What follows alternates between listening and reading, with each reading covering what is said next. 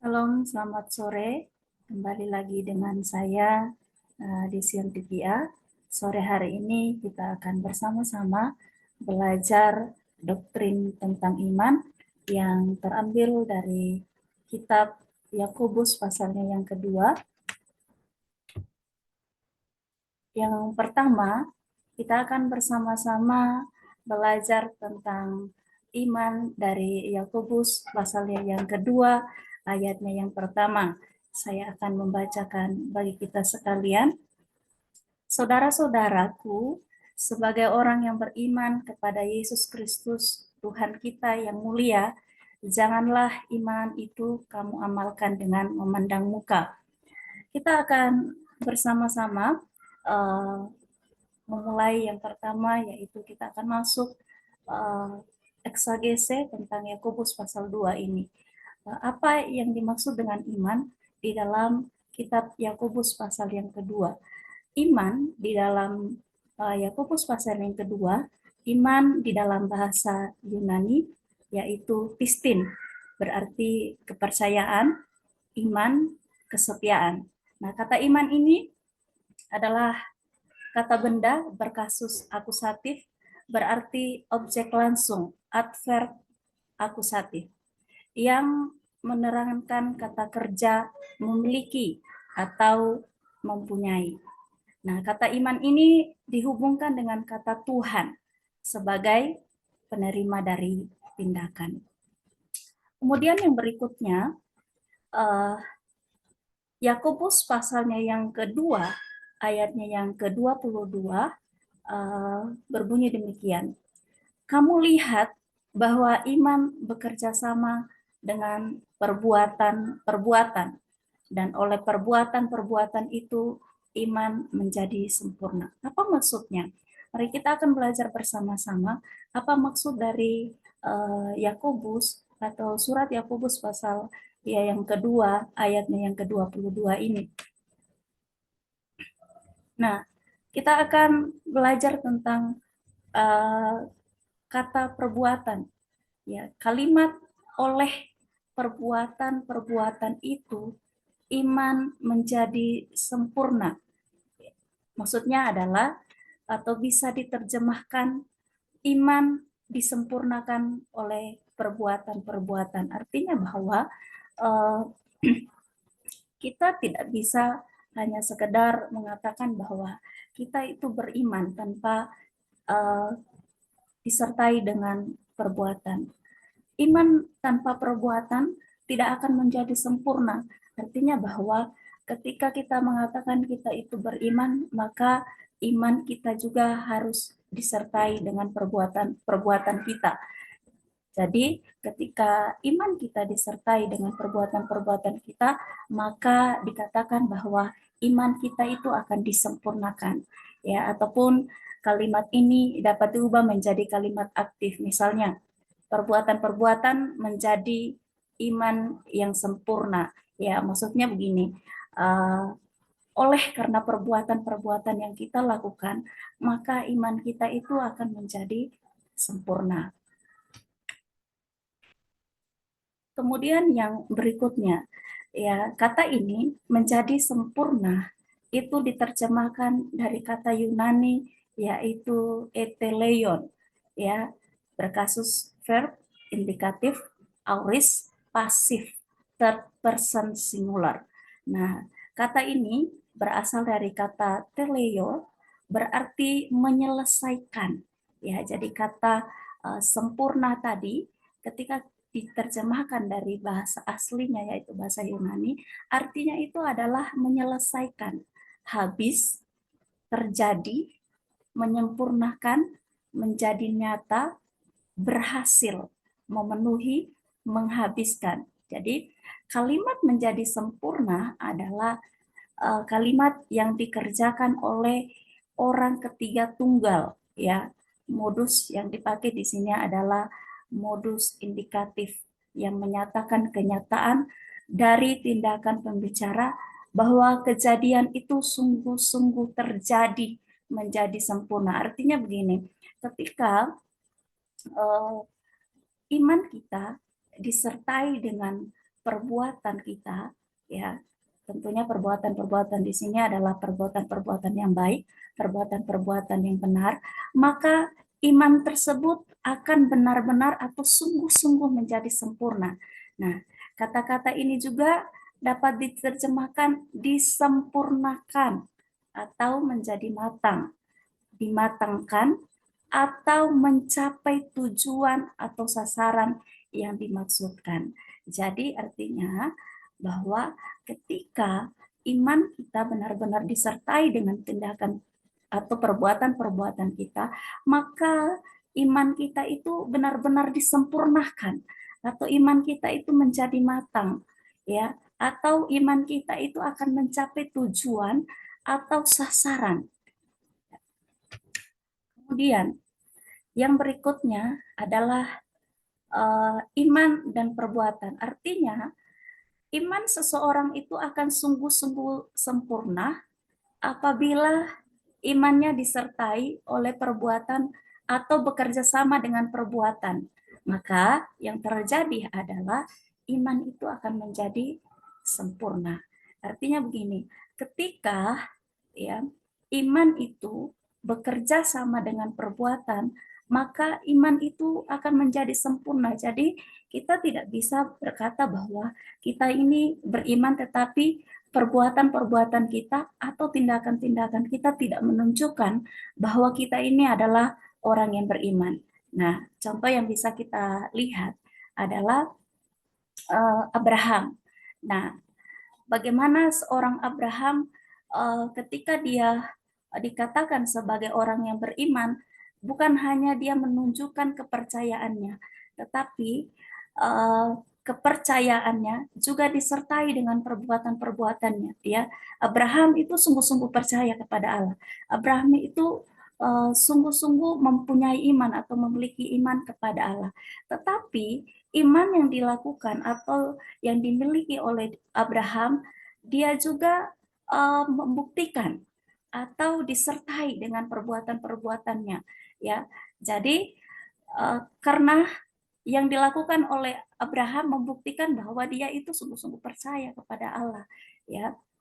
Dalam kalimat aktif ini dapat dibuat menjadi perbuatan-perbuatan Abraham membuktikan bahwa dia itu sungguh-sungguh percaya kepada Allah, bahwa artinya seperti ini, yang dilakukan oleh Abraham pada waktu itu adalah bukti karena atau bukti dari kepercayaannya kepada Allah. Ya, dia percaya bahwa Allah sanggup untuk melakukan segala sesuatu bagi Abraham pada waktu itu, makanya dia tidak segan-segan untuk menuangkan itu melalui perbuatannya atau membuktikan melalui perbuatan-perbuatannya. Ya. Kemudian yang berikutnya, pelajaran apa sih yang kita bisa ambil dari uh, dari iman ini, dari doktrin tentang iman ini, ya, pengajaran pengajaran apa yang kita bisa ambil dari doktrin tentang iman? Yang pertama, Bapak Ibu yang dikasihi Tuhan, saudara-saudara yang dikasihi Tuhan, yang pertama, pengajaran yang pertama yang kita bisa ambil dari pengajaran tentang iman ini adalah pentingnya iman, ya. Kemudian pengajaran apa lagi yang bisa kita dapatkan dari doktrin tentang iman itu atau pengajaran tentang iman ini? Yang kedua adalah hubungan iman dengan perbuatan. Jadi yang pertama, pengajaran yang pertama adalah kita bisa belajar bagaimana iman itu sangat penting di dalam kehidupan kita. Kemudian yang kedua, hubungan iman dengan perbuatan. Apa maksudnya pentingnya tentang iman? Ya, iman itu sangat-sangat penting bagi kehidupan orang Kristen.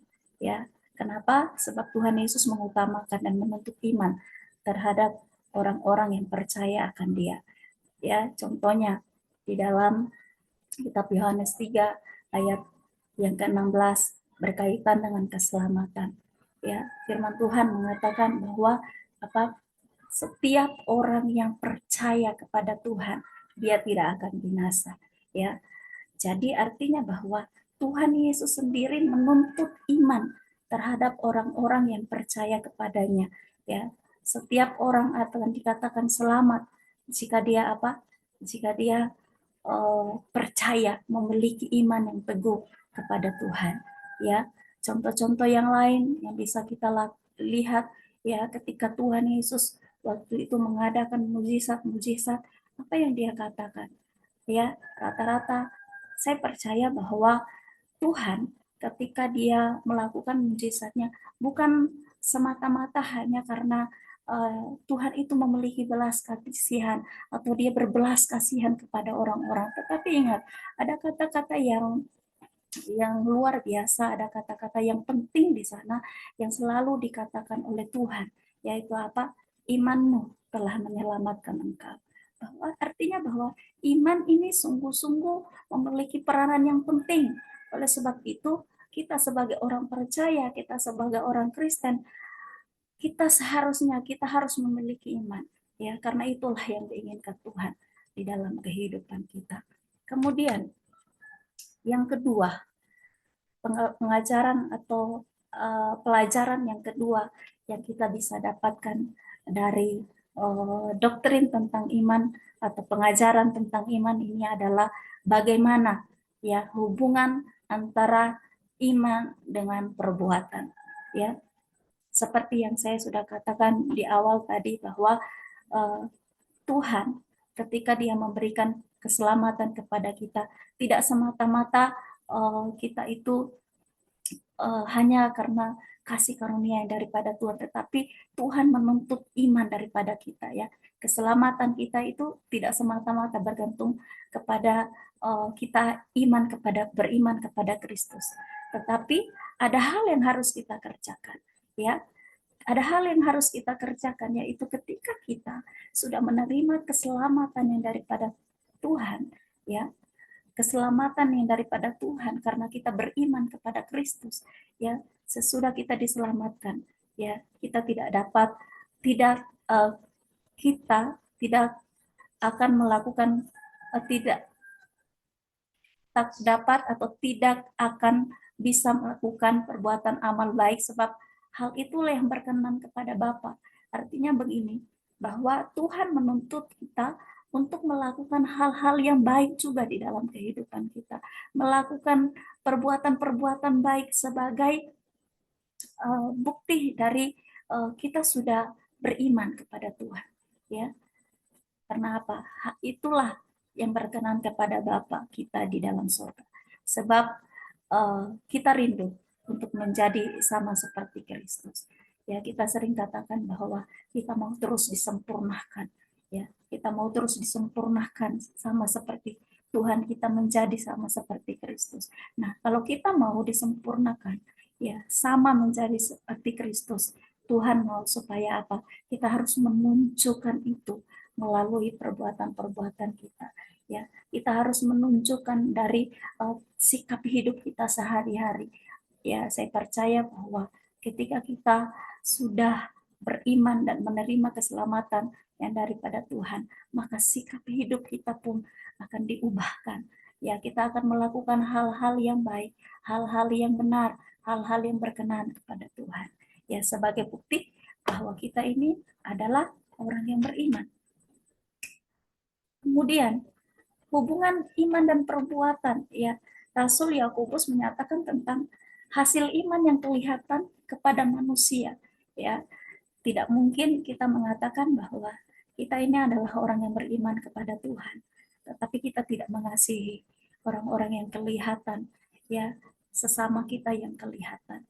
Itu sangat mustahil kita mengatakan bahwa kita ini adalah orang yang beriman, tetapi perbuatan-perbuatan kita kepada sesama kita tidak menunjukkan bahwa kita ini beriman ya.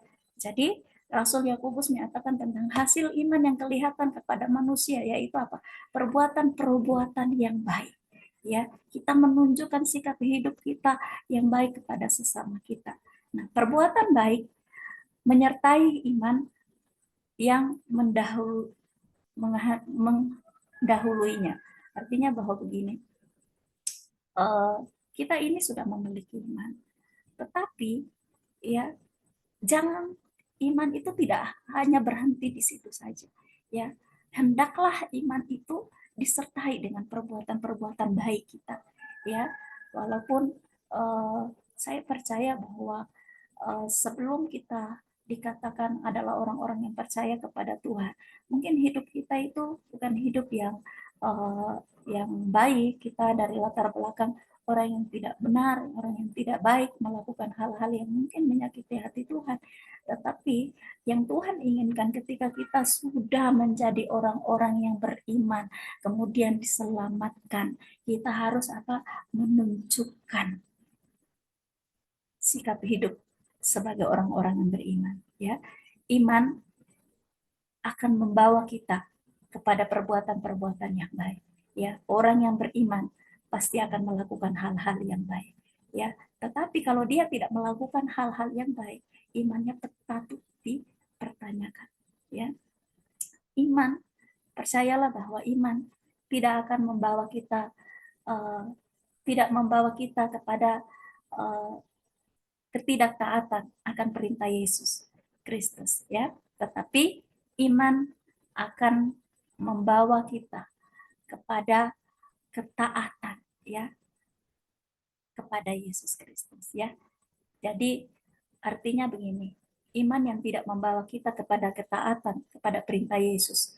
Yakobus pasal 2, ya, ayat yang ke-14 sampai yang ke-16, ketika kita baca di sana, dikatakan apa? Iman kita itu adalah iman yang mati atau iman yang kosong, ya. Jadi pengajaran ini penting bagi kita sekalian, yaitu yang pertama bahwa kita belajar bahwa iman itu sangat penting. Kita harus memiliki iman, ya.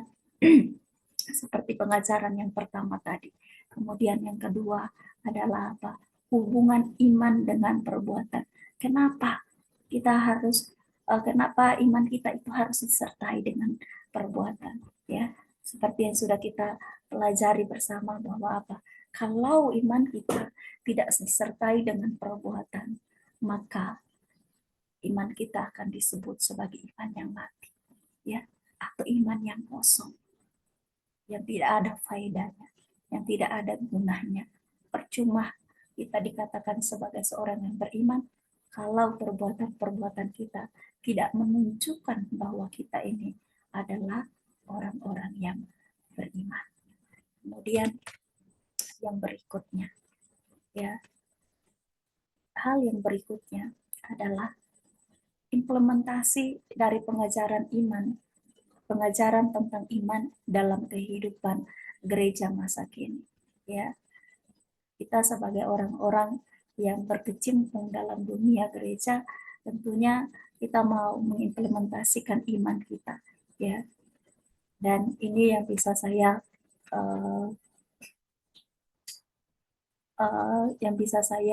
sharekan kepada teman-teman, apa sih implementasi dari iman. Yang pertama, implementasi yang pertama dari pengajaran atau doktrin tentang iman ini ada 6, ya, ada 6 implementasi yang saya ambil, dan saya berharap implementasi ini akan menolong kita sekalian bagaimana kita beriman, ya, sebagaimana kita adalah orang-orang yang ada di dalam dunia pelayanannya itu di dalam gereja.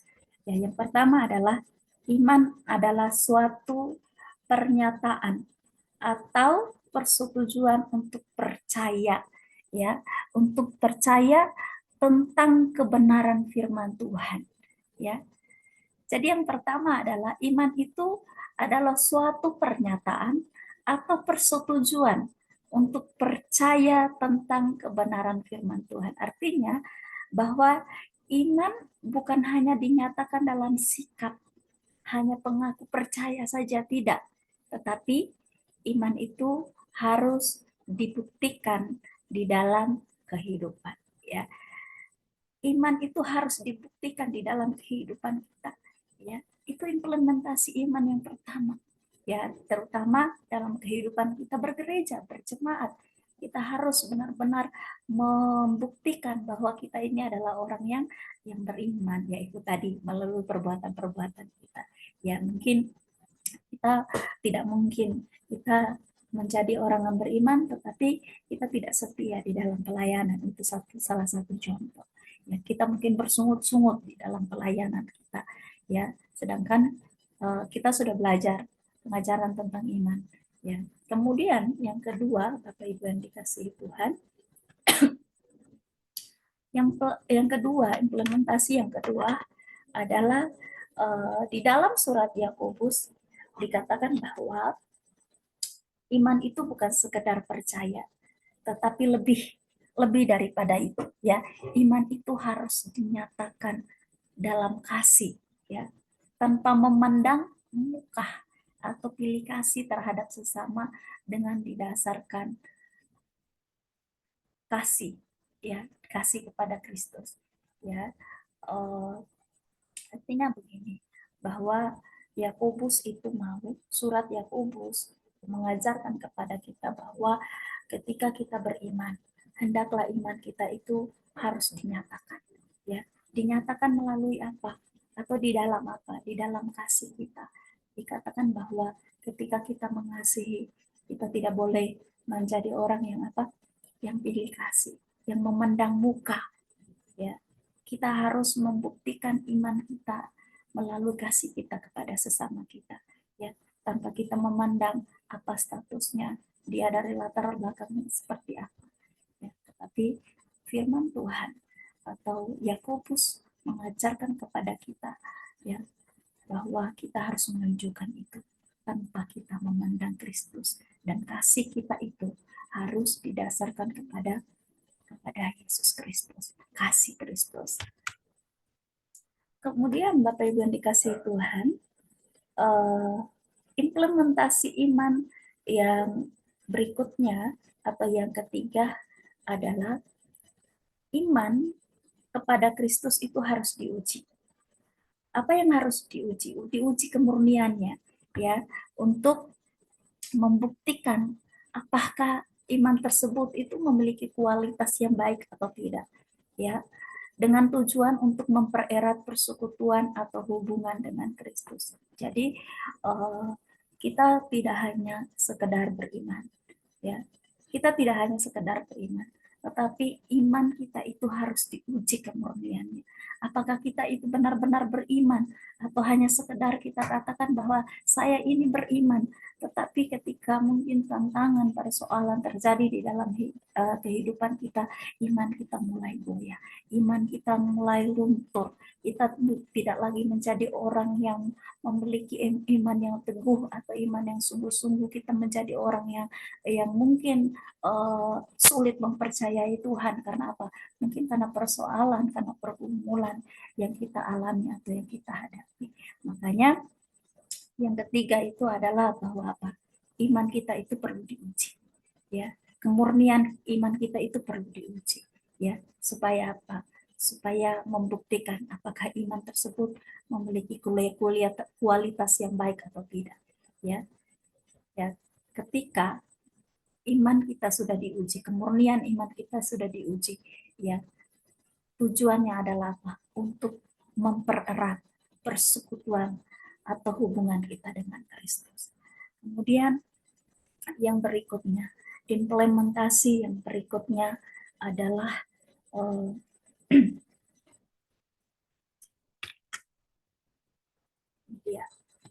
yang keempat adalah perwujudan iman yang sejati di dalam Kristus, ya. Bukan sarana untuk mendapat berkat-berkat. Artinya begini, Bapak Ibu yang dikasihi Tuhan, ketika kita mau percayai Tuhan, kita katakan bahwa saya percaya kepada Tuhan, saya mau mempercayai Tuhan, bukan supaya kita mendapat berkat yang daripada Tuhan. Oh, saya harus percaya Tuhan supaya Tuhan memberkati saya, bukan seperti itu. Tapi perbuatan iman atau perbuatan yang menunjukkan iman, penyempurnaan iman dan penggenapan iman serta menjalankan firman Tuhan yang telah ditanamkan oleh Allah pada saat Dia memberikan atau menganugerahkan hidup yang baru kepada orang percaya, dengan tujuan mengubah orang percaya sehingga bisa meninggalkan kejahatan dan melakukan perbuatan-perbuatan yang baik untuk memuliakan Bapa di surga.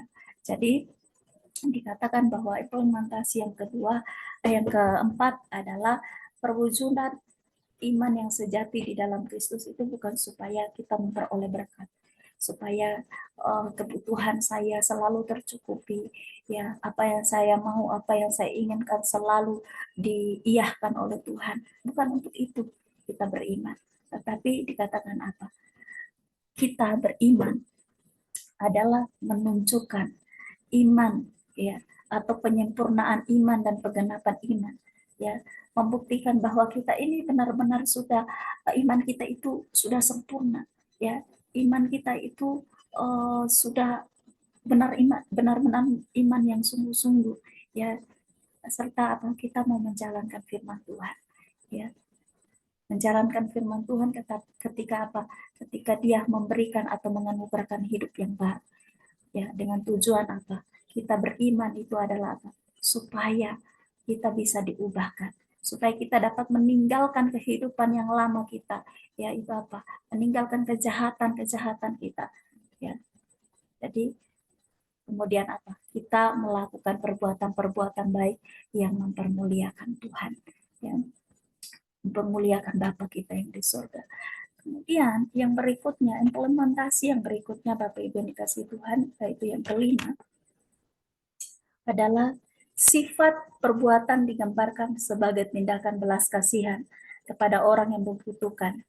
Dan ini adalah bukti ibadah yang sejati dan hukum kasih kepada sesama sebagai perilaku yang tepat untuk mengiringi iman kepada Kristus dan bukan tindakan yang pilih kasih. Jadi implementasi yang berikutnya adalah sifat perbuatan digambarkan sebagai tindakan belas kasihan kita kepada orang-orang yang membutuhkan, ya. Kita beriman sebagai tindakan kita memiliki kasih, kita berbelas kasihan kepada orang-orang yang membutuhkan, ya. Dikatakan bahwa apa? Firman Tuhan mengatakan kasihilah sesama manusia seperti dirimu sendiri, ya. Ini juga merupakan tindakan iman kita. Itu kita perlu implementasikan di dalam kehidupan kita. Kemudian sebagai orang yang percaya, implementasi yang keenam, ya, yaitu sebagai orang percaya, Tuhan mau supaya apa? Kita memelihara iman, terus memelihara imannya kepada Tuhan, ya. Dan dikatakan iman yang kita punya ini, yang kita sudah miliki ini, yang kita sudah pelihara ini, kita harus menyertainya dengan perbuatan-perbuatan kita sehari-hari di dalam praktis hidup sehari-hari, ya, sehingga hingga pada akhir hidup kita. Jadi iman itu tidak bisa kita katakan hari ini saya beriman, kemudian besok kita tidak menunjukkan kalau kita ini adalah orang-orang yang beriman. Tuhan mau supaya ketika kita mengatakan bahwa kita ini adalah orang-orang yang beriman, maka iman kita itu harus disertai dengan perbuatan-perbuatan kita yang menunjukkan bahwa kita itu adalah orang-orang yang beriman. Secara khusus kita mau nyatakan itu melalui kehidupan praktis kita sehari-hari, dan itu tidak hanya berhenti 1 hari atau 2 hari saja, tetapi dikatakan hingga akhir hidup kita mau membuktikan iman kita melalui perbuatan-perbuatan kita, yaitu tadi melalui kita mengasihi sesama kita, mempraktikkan firman Tuhan di dalam kehidupan kita. Jadi itulah yang bisa saya sharekan kepada teman-teman kita sekalian hari ini, dan terima kasih. Tuhan Yesus memberkati. Biarlah pengajaran atau doktrin tentang iman yang saya sharekan hari ini bisa memberkati kita sekalian. Shalom, Tuhan Yesus memberkati.